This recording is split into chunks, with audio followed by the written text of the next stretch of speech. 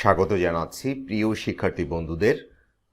আজকে আমরা যে বিষয়টি নিয়ে আলাপ করব সেটা হচ্ছে এসএসসির নতুন সিলেবাস নিয়ে, অর্থাৎ আগামী বছর অর্থাৎ 2023 সালে যে সকল শিক্ষার্থী বন্ধুরা তোমরা এসএসসি পরীক্ষায় অংশগ্রহণ করবে, তোমাদের আর যে শর্ট সিলেবাস বা সংক্ষিপ্ত সিলেবাস প্রণীত হয়েছে এবং সেই সিলেবাসে কোন কোন বিষয়গুলো রয়েছে, আমরা কিভাবে সহজে সিলেবাসগুলি পেতে পারি এবং সেই বিষয়গুলো নিয়ে আমরা কথা বলবো। আমরা স্ক্রিনে দেখতে পাচ্ছি মাধ্যমিক ও উচ্চ মাধ্যমিক শিক্ষা বোর্ড, ঢাকা শিক্ষা বোর্ডের এই পেজে আমরা যদি একটু স্ক্রোল করে নিচের দিকে চলে আসি, এখানে আমরা এসএসসি কর্নার এবং এইচএসসি কর্নার দেখতে পাচ্ছি। অর্থাৎ এসএসসির বিষয়গুলো এসএসসি কর্নারের মধ্যে প্রকাশিত হয় এবং যে সকল কোনো নোটিশ থাকলে বা পরীক্ষা সংক্রান্ত কোনো তথ্য থাকলে এবং এইচএসসি কর্নারে এইচএসসির তথ্যগুলো প্রকাশিত হয়ে থাকে। তো এই মেসেজটি আমরা যেটা এইচএসসি কর্নারে দেখতে পাচ্ছি যে 2023 সালে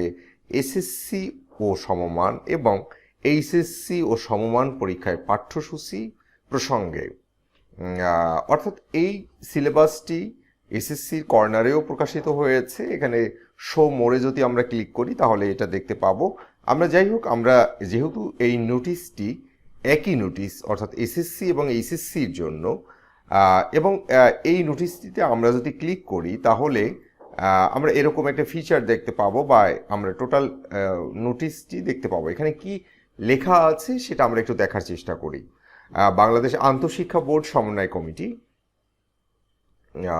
যে তথ্যটি সেটা হলো যে 2023 সালের এসএসসি সমমান ও এইচএসসি সমমান পরীক্ষার পাঠ্যসূচি প্রসঙ্গে 2023 সালে এসএসসি সমমান বলতে যেটা বোঝানো হয় সেটা হলো যে ও লেভেল, এটা অর্থাৎ এসএসসি সমমান অর্থাৎ এসএসসি সমান লেভেলের যে পরীক্ষাগুলি বা এইচএসসি বা তার সমমানের যে পরীক্ষাগুলি, পরীক্ষার শিক্ষার্থীদের ও সংশ্লিষ্ট সকলের অবগতির জন্য জানানো যাচ্ছে যে 2023 সালের এসএসসি এবং এইচএসসি পরীক্ষা জাতীয় শিক্ষাক্রম ও পাঠ্যপুস্তক বাংলাদেশ কর্তৃক প্রণীত 2022 সালের পুনঃবিন্যাসকৃত পাঠ্যসূচি অনুযায়ী সকল বিষয় অনুষ্ঠিত হবে।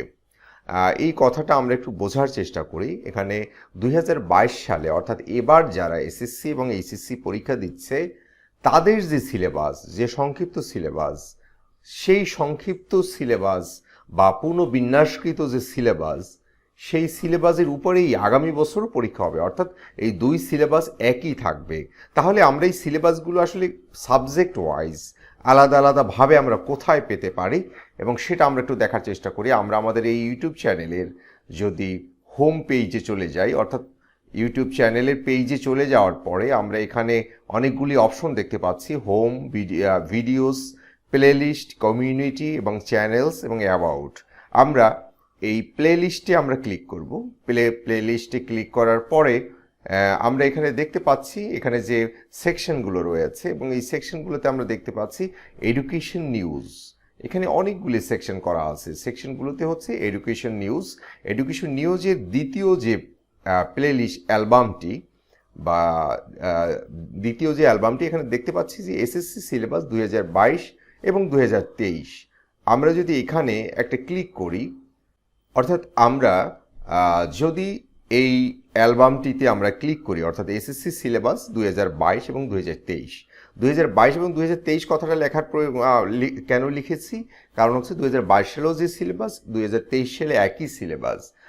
তাহলে আমরা এরকম একটা ফিচার দেখতে পাবো। এখানে ইংরেজি দ্বিতীয় পত্র, বাংলা দ্বিতীয় পত্র, ইংরেজি প্রথম পত্র, বাংলা, তারপরে হচ্ছে অর্থাৎ বাংলা বলতে বাংলা প্রথম পত্র এবং দ্বিতীয় পত্র দুটোই আছে।